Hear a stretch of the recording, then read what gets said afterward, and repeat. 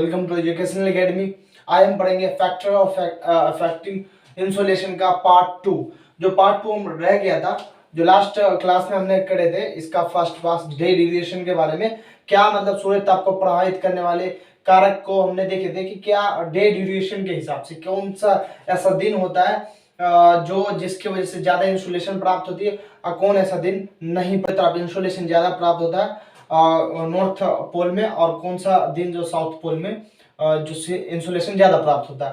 तो उसके बारे में देखे थे, दो डेट देखे थे कि मतलब जो इक्वेटर पे 2 दिन आते हैं जो सन के करीब होता है पृथ्वी, मतलब सन का चक्कर 2 बार लगाती है। इक्वेटर का एक ऐसा टाइम आता है जो सन पृथ्वी जो है उसको 2 बार पार करती है, इक्वेटर को 2 बार आती है। एक मैंने बताया था 21 मार्च और 23 सितंबर के बारे में बताया था, ये 2 दिन आते हैं। अब जो हम पढ़ेंगे, इससे पहले डे ड्यूरेशन पढ़े थे, अब पढ़ते हैं जो angle of incident. Angle of incident जो सूर्य का आपतन कोण, सूर्य का आपतन कोण आप कर सकते हो, किरणें का आपतन कोण, जो किरणें होते हैं। तो एंगल ऑफ इंसिडेंट आज पढ़ेंगे, कौन सा होगा? फर्स्ट जो हमारा होगा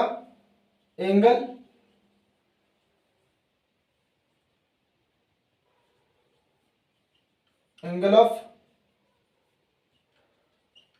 इंसिडेंस, ठीक है, किरणों का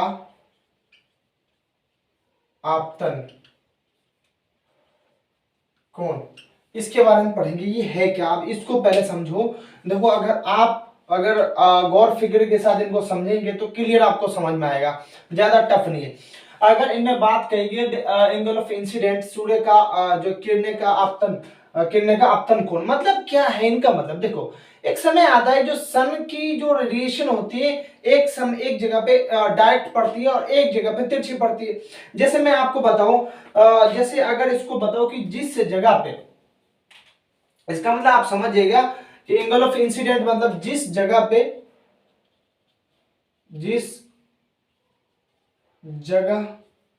पर सूर्य की किरणें सीधी पड़ेगी,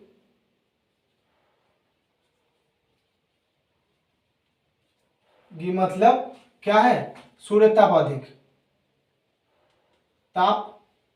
अधिक,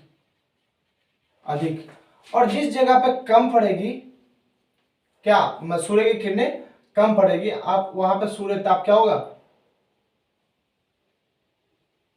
कम। जैसे मैं बताऊंगा आपको, एक मैं बता दो, जैसे आप देखिए, थोड़ा आप इनको समझिए। ये वाला पार्ट अगर आप समझेंगे तो ये अर्थ है, अर्थ का ये पार्ट है जो आपको एक चीज समझना है कि ये अर्थ है, ठीक है, ये अर्थ है। अर्थ का ये आप देखियो, ये इक्वेटर होता है, क्या होता है? इक्वेटर होता है। और यहाँ पे एक 23.5 डिग्री ऊपर जो नॉर्थ कर्क रेखा होता है, ये मकर रेखा होती है। ये है पृथ्वी का जो 0 डिग्री है, ये 23.5 डिग्री नॉर्थ, ये 23.5 डिग्री साउथ, इस टाइप से होता है। अब ये जो बेल्ट आप देख रहे हो, ये जो बेल्ट है आपका, ये जो पेटी देख रहे हो, ये जो एरिया है, इस एरिया पे सन का रेडिएशन क्या होता है? यहाँ पे सन का रेडिएशन ज्यादा होता है, मतलब सन रेडिएशन ज्यादा होता है कंपेयर टू यहाँ पे। मतलब अगर यहाँ की तुलना यहाँ से करें तो यहाँ पे कम होता है और यहाँ पे रेडिएशन ज्यादा होता है और सूर्य ताप ज्यादा पहुंचता है और यहाँ पे एनर्जी ज्यादा मिलने के कारण गर्मी भी ज्यादा होती है। तब देखो कि यहाँ पे बड़े बड़े रेगिस्तान जो वगैरह डेजर्ट वगैरह है यहाँ पे। अगर मैं इनको समझाऊं कैसे ये होता है तो मैं थोड़ा और एक्सप्लेन कर देता हूँ, अब इनको आसानी से समझ पाओगे। देखो, अगर मैं इसको जैसे ये सन है, ये वाला पार्ट अगर मैं बनाऊं सन, ठीक है, ठीक है, अब सन बना दिया मैंने। अगर ये वाला पार्ट मैंने बनाया, अब देखो कैसे मैं समझाऊंगा। अब यहां देखो ये सन है, सन का रेडिएशन यहां पे डायरेक्ट पड़ेगा। देखो यहां से समझिए आप, सन का रेडिएशन जो है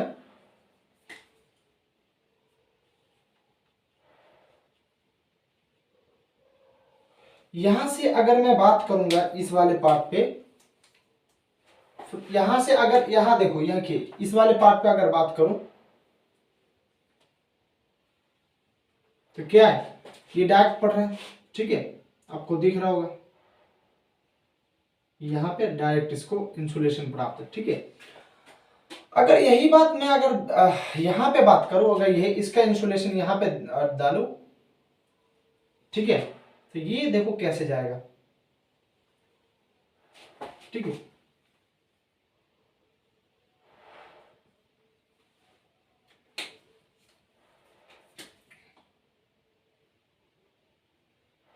ठीक है, अब देखो यहाँ पे एक बात आपको समझना है कि ये जो रेडिएशन आपका दिख रहा है, ये ऐसे ही साउथ में होगा, ये आपको ये इक्वेटर दिख रहा है, ये नॉर्थ दिख रहा है। तो यहाँ पे देखो, यहाँ पे इन्होंने कैसे इस वाले पार्ट को देखो, यहाँ से अगर मैं थोड़ा काट दूं तो आपको समझ में आ जाएगा कहाँ कितना ज्यादा इनको कवर करना पड़ता है।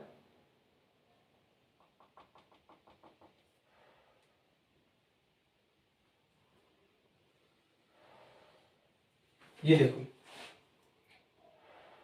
ये लाइन देखो, ये जो एरिया आपको दिख रहा है, ये रेडिएशन यहां से इनको ज्यादा, मतलब यहां इतना ज्यादा इनको रेडिएट कवर करना पड़ता, क्या अपने मतलब एरिया को कवर कर, इतना ज्यादा और कवर करना पड़ता है यहाँ पे पहुंचने के लिए, रेडिएशन प्राप्त करने के लिए। तो समझो अगर रेडिएशन एक जगह से सूर्य तापने के लिए एक जो जो यहाँ निकलेगा वो यहाँ भी निकलेगा, लेकिन इसको कम जगह पे पड़ना पड़ता है और यहाँ पे ज्यादा कवर करना पड़ता है, और ये तिरछी भी है, ज्यादा कवर करना पड़ता है क्योंकि तिरछी, इनको फ्लेक्स भी, दूरी भी है, पहले बार दूरी भी है और तिरछी भी है। जो इनको इतना रेडिएशन मिलता है उस रेडिएशन का यहाँ पे ज्यादा जगह पे फैलाती है, उस इसकी वजह से यहाँ पे क्या होता है, इंसोलेशन यहाँ पे कम प्राप्त होता है। सूर्य तप प्राप्त, यहाँ पे जो सूर्य तप होगा आपको कम प्राप्त होगा। ये जो सूर्य की जो किरणें यहाँ पे लंबवत है, जो सूर्य की किरणें जो है लंबवत लंबवत है, और ये क्या है, तिरछी है। ये सूर्य की जो किरणें आपको मैंने बताया ये तिरछी है और ये आपको लंबवत है, ठीक है, ये लंबवत किरणें, ठीक है, ये जो आपको जा रही है इस टाइप की, ये लंबवत किरणें हैं, और ये जो गई है ये तिरछी किरणें। अब तिरछी किरणें हमेशा सन की, सूर्य की जो हमेशा तिरछी किरणें होती है, और वो तिरछी किरणें हमेशा वो एंगल ऑफ इंसिडेंट के वजह से, मतलब ये कारण क्या होता है, वो हमेशा वहां पे इंसुलेशन कम प्राप्त होता है। इसकी वजह से मैंने बता दिया क्यों, वो दूरी भी पड़ती है और ज्यादा एरिया कवर करना पड़ता है, इसलिए वो इंसुलेशन प्राप्त नहीं हो पाता। और जहां पे सूर्य की लंबवत किरणें होगी वहां पे सूर्य ताप अधिक होगा, और जहां पे सूर्य की लंबवत किरणें कम होगी सूर्य ताप कम होगा। मैंने यहां भी बताया जहां पे सूर्य की जो लंबवत किरणें होगी और वहां पे आपका ज्यादा सूर्य ताप प्राप्त होगा, जहां पे कम होगी जब तिरछी होगी वहां पे कम प्राप्त होगा। यही बात बताया कि ये लंबवत किरणें कहां पे पड़ती है, आपको बताया ये जो पार्ट है आपको दिखाया, ये बेल्ट, ये जो उष्ण कटिबंधीय बेल्ट कहलाता है, ये जो आपको बताया ट्रॉपिकल बेल्ट कहलाता है, मतलब ट्रॉपिकल बेल्ट, उष्ण कटिबंधीय पट्टी कहलाती है, उष्ण ट्रॉपिकल बेल्ट बोलते, उष्ण कटिबंधीय बोलते हैं, ये एक पट्टी है।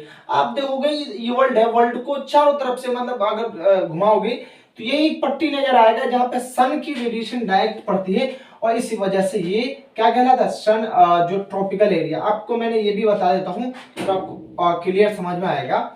सन रेडिएशन यहाँ पे डायरेक्ट पड़ता है, यहाँ पे सन रेडिएशन। अब देखो अगर मैं आपको बताऊं कि ये कैसा होता है, इनको थोड़ा और क्लियर बता देता हूं तो आसानी से आपको समझ में आएगा।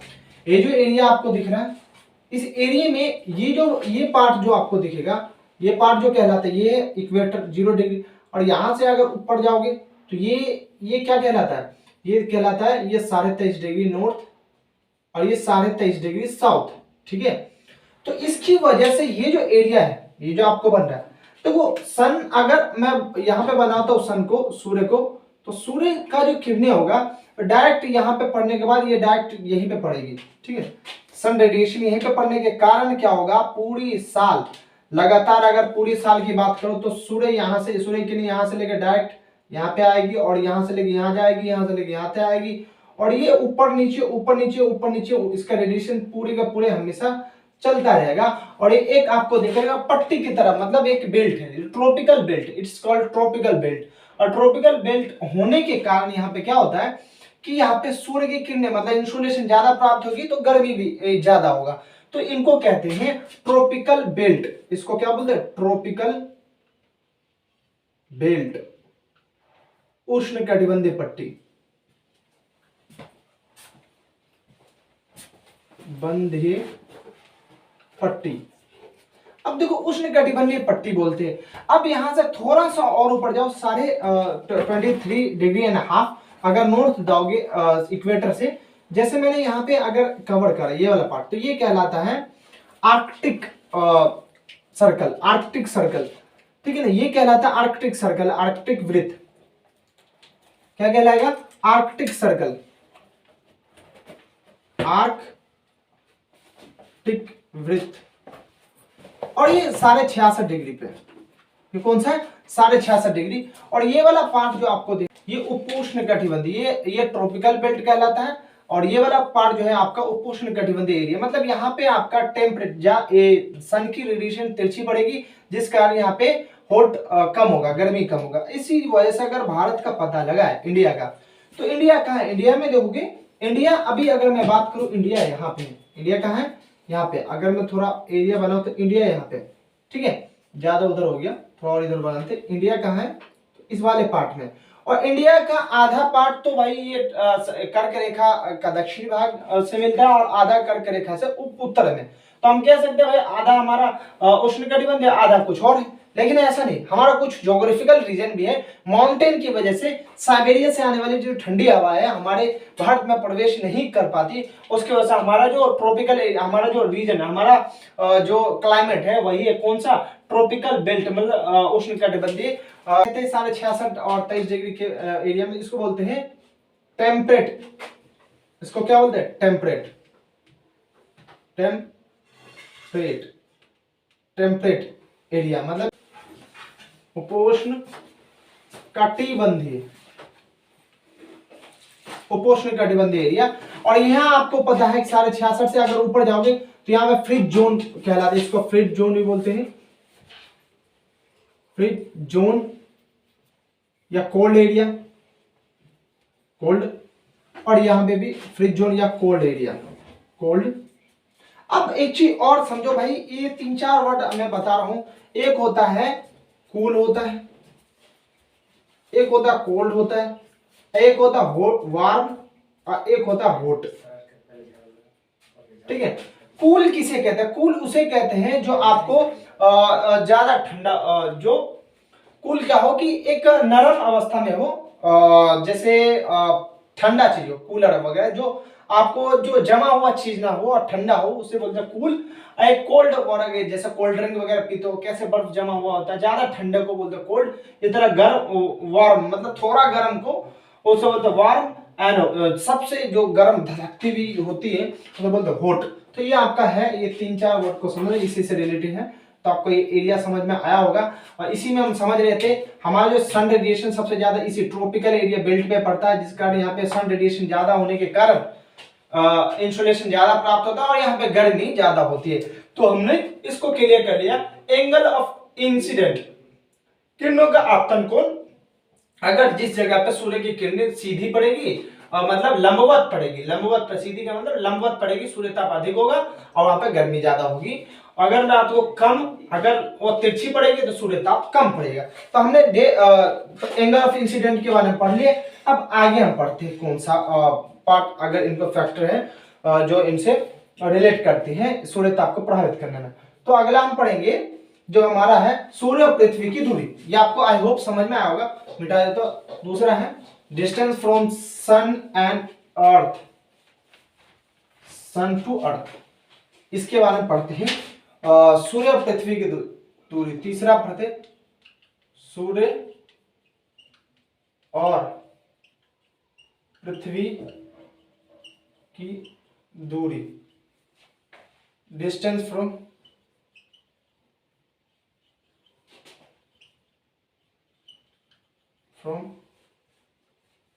सन टू अर्थ, ठीक है। इसको समझते, देखो अगर मैं बात करूं ये सूर्य पृथ्वी की दूरी की, तो ये देखो 2 प्रकार में निर्भर करती है। सूर्य पृथ्वी की दूरी, जितना अगर सूर्य से पृथ्वी दूर होगी उतना और ज्यादा मतलब कम सूर्यता प्राप्त होगा। जितना सूर्य पृथ्वी का दूरी कम होगा उतने ज्यादा सूर्यता प्राप्त होगा। तो एक बहुत बड़े विद्वान है, उन्होंने दिया है कि जो पृथ्वी जो है किसका अपना जो है दीर्घ वृत्ताकार, मतलब दीर्घ वृत्ताकार कक्षाओं में अपना चक्कर लगाते हैं। जैसे मैंने बताया कि ये एरिया, ये आपका मैंने बता दिया एक सर्कल टाइप में ये बना हुआ, ठीक सेम ऐसे ही है, ठीक ऐसे समझो आप। और ये है आपका सन, ये है आपका सन, क्या ये सन, ठीक है ना, ये सन है और सन, ठीक है। अब अगर मैं बताऊं पृथ्वी अर्थ, तो अर्थ यहां पे भी है, अर्थ ये है, ये अर्थ है और ये यहां पे है, ये भी अर्थ है। अगर इन दोनों का दूरी कम है, एक समय आता है जो ये दो करीब होते हैं, ये दूर होते हैं। देखो पृथ्वी है, अर्थ है, सूर्य का चक्कर लगाएगा 365 दिन में, तो एक समय आता है जो करीब होता है और एक समय आता है जो दूरी पे होती है। तो इसे क्या बोलते हैं, उपसौर और अपसौर की स्थिति बोलते हैं, एपीहीलियन और प्रीहीलियन के बोलते हैं। जब करीब होती है तो उसको बोलते हैं प्रीहीलियन, प्रीहीलियन, और ये इसको बोलते हैं एपीहीलियन, एपीहीलियन,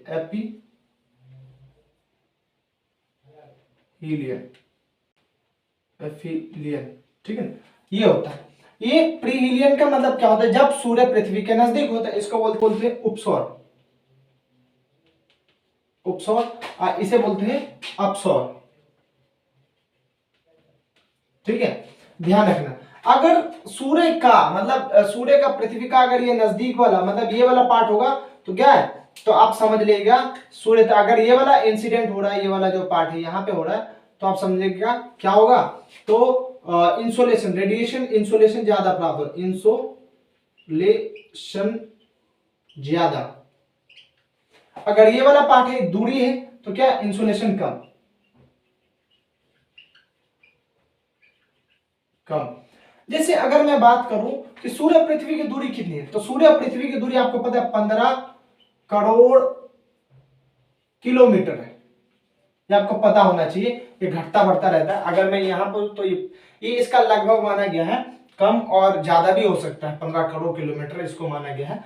ये 15 करोड़ किलोमीटर इसकी दूरी सूर्य पृथ्वी की। अगर मैं बात करूं ये अपसौर उपसौर की, तो अब देखो उपसौर की स्थिति में इंसुलेशन ज्यादा था मतलब गर्मी, और अपसौर की स्थिति में मतलब क्या, एपीहीलियन की स्थिति में क्या होता है कि भाई इंसुलेशन कम, तो क्या होता है, गर्मी का सीजन है, ठंडी का सीजन है।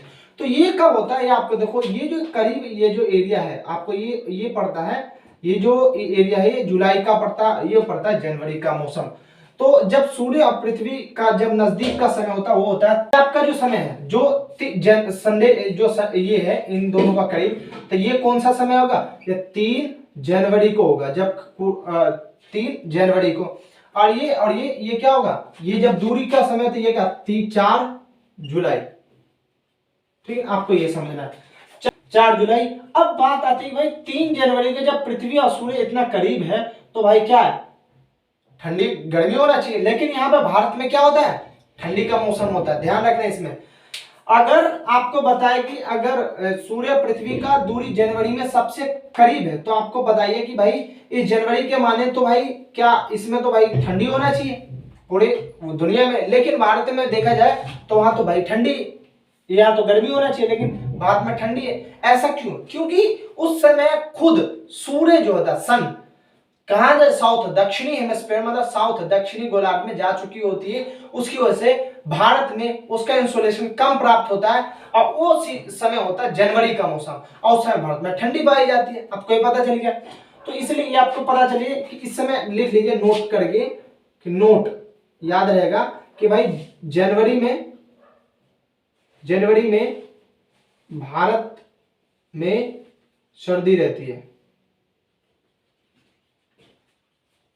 अब क्यों होता है आपको पता है, क्योंकि उस समय सन रेडिएशन साउथ में हेमिस्फीयर में ज्यादा होती है, नॉर्थ हेमिस्फीयर में कम होती है, उसकी वजह से भारत का नॉर्थ हेमिस्फीयर में पड़ता है, इसकी वजह से इसको इंसुलेशन कम प्राप्त होता है, ठंडी का समय होता है। आपको ये समझ आ गया सूर्य और पृथ्वी की दूरी। देखो एक जो मैंने बताया था, एक और लिख देता हूं, कैपलर थे, कैपलर के ग्रह गृह नियम अनुसार केपलर के ग्रह के नियम के अनुसार पृथ्वी जो है क्या है, एक दीर्घ कक्षाओं में, दीर्घ किसमें, दीर्घ कक्षा में चक्कर लगाती है। तो ये आपको समझ में आओगा, the distance from sun to earth, ये आपको समझ में आओगा। इससे कैसे मतलब जो इंसुलेशन इफेक्टेड होता है, कैसे फैक्टर इफेक्ट इंसुलेशन होता है, सूर्यताप कैसे प्रभावित होता है, आपको पूरा आई होप समझ में आएगा। स्क्रीनशॉट ले लीजिए। आगे हम बढ़ते हैं कौन सा, सन स्पॉट के बारे में, सौर स्थिरांक के बारे में। सौर स्थिरांक क्या है इसको समझते हैं, उसके बाद हमारा आगे क्लास ये कंप्लीट हो जाएगा। तो सन स्पॉट को समझते क्या होता है, सूर्य स्थिरांक। चौथा बात करें सौर स्थिरांक, सन स्पॉट क्या होता है। देखो आपको मैं बताऊं, ये सन है ना, सन है, सन का ये वाला जो पार्ट होता है ना, कोण, ये 6000 कोण है। इनका जो सबसे आपको जो लेयर होता है, वो लेयर का नाम है लेयर होता है जो कोरोना से पहले होता है, फोटोस्फीयर। तो उस लेयर में क्या होता है, यहाँ पे सनस्पॉट होती है। ये आपको बाहर का लेयर मैंने बताया, यहाँ पे क्या होता है, जब कोर से निकलती हुई धधकती हुई बहुत गर्म लहरें आग की लप के जब बाहर निकलती है, वही बाहर निकलने गर्मी बाहर चली जाती है, और जब गर्मी बाहर चली जाती है और उस एरिया को ठंडा कर जाती है, वो एरिया में काला धब्बा पड़ जाता है, उसे वो बोलते हैं सनस्पॉट। और दूर से देखने में काला लगता है, कंपेयर टू और जगह के तापमान में वो तापमान कम हो जाता है। तो अगर मैं बोलूं सन स्पॉट तो क्या होता है, ये 40 डिग्री नॉर्थ और 40 डिग्री साउथ में ही होता है। 40 डिग्री नॉर्थ, 40 डिग्री नॉर्थ और 40 डिग्री साउथ तक ही होता है, क्योंकि आपको पता है वो फ्रिज जोन है, फ्रिज जोन है, ठीक है ना। तो इस वाले एरिया में होगा। तो आपको पता है ये इक्वेटर है, ये क्या, अगर मैं मान लू इक्वेटर, तो यहाँ पे क्या होगा कि सन स्पॉट जब होगा इसको, तो यहीं से निकलेगी, इसी वाला यहाँ से निकलेगा, ऐसे ऐसे होगा, निकलते निकलते, ठीक है, ये यहाँ से निकले, इनको लग जाएगा 5.5 साल, 5.5 साल। फिर यहाँ से लेके फिर यहाँ से यहाँ तक इसको लग गया 5.5 साल। तो टोटल 11 साल में ऊपर नीचे कर लेते हैं, नॉर्थ उत्तर घूम लेते हैं, नॉर्थ और साउथ ऊपर नीचे मिलाकर 11 साल में ये जो सौर स्थिरांक एक बार होता है, 11 साल में हर एक बार होता है सौर स्थिरांक, ध्यान रखना। तो जैसे ही स्पोर्ट करेगी ऊपर जाएगी, फिर ऊपर से फिर नीचे आएगी, ठीक है, ध्यान रखना इस बात से, ऊपर से फिर नीचे आएगी। इस तरह 5 साल लगता है जाने में, और उसी तरह 5 साल उधर जाने में, फिर 5 साल इधर जाने में, टोटल इनको पूरा चक्कर लगाने में 11 साल लग जाते हैं। तो सन स्पॉट की बात करें तो क्या है ये सन स्पॉट, सौर स्थिरांक क्या है, इस बार जगह के अगर मैं बोलूं कि जो एरिया में सन स्पॉट उत्पन्न होता है, सौर स्थिरांक, सौर स्थिरांक बोलते हैं, सौर कलंक बोलते हैं इसको, आई एम सॉरी इसमें लिखना भूल गया, सौर कलंक बोलते हैं, सौर कलंक, ध्यान रखिएगा इनको, आई एम सॉरी ये ध्यान से उतर गया, सौर कलंक ही बोलते हैं आई थिंक, सौर कलंक। तो क्या है यहाँ पे इसका जो डिग्री सेल्सियस है 6000 डिग्री सेल्सियस है इसका तापमान। सन स्पॉट का इसका क्या होता है 1500 डिग्री कम होकर ये हो जाता है 4500 डिग्री सेल्सियस इसका जो तापमान होता है, और इसी के वजह से धब्बा उत्पन्न हो जाता है। देखो कभी क्या होता है, कभी आग की लपटें जब बहुत तेज से भागती है तो क्या होता है, अपनी आग का जो प्रेशर होट होता है बाहर छोड़ देती है, और वो एरिया जो बसता जो ठंडा हो जाता है वो काला पड़ जाता है, ध्यान रखिएगा। तो जब इसकी लपकें बाहर निकल जाती है, वो लपकें वहां पे जहां से निकलती है इतनी तेज आग, वो इलाके को ठंडा कर देते हैं, काला कर देती है, और वो दूर से लगने पे काला जैसा लगता है, उसी को बोलते हैं सन स्पॉट, सौर कलंक, ठीक है ना।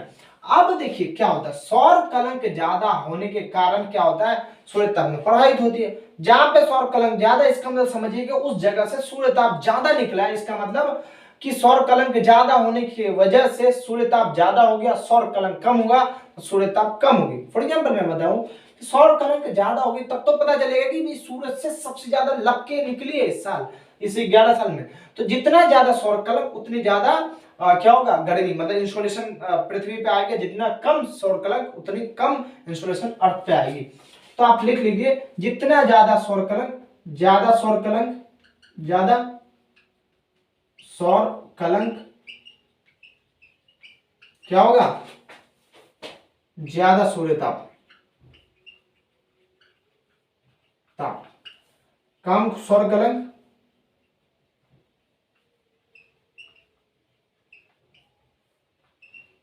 कम सूर्य ताप। तो ये था इनका जो हमारा टॉपिक था। आई होप ये आपको पूरा समझ में आएगा, जो भी मैंने चीज था आपको डे ड्यूरेशन, जो कैसे डे ड्यूरेशन के बाद मैंने पढ़ाया था कि भाई कैसे मतलब एंगल का इंसिडेंट होता, फिर सोलर स्पॉट पढ़ाया। इस तरह से बहुत सारी चीज हमने कर ली जो जो हमारे फैक्टर ऑफ अफेक्टिंग इंसोलेशन के बारे में है, और आगे जो ग्रह है उसके बारे में देखेंगे। और मिलते हैं नेक्स्ट वीडियो में। अगर वीडियो अच्छी लगी हो तो लाइक एंड सब्सक्राइब कर दीजिए। मिलते हैं नेक्स्ट वीडियो में, तब तक के लिए थैंक यू वेरी मच।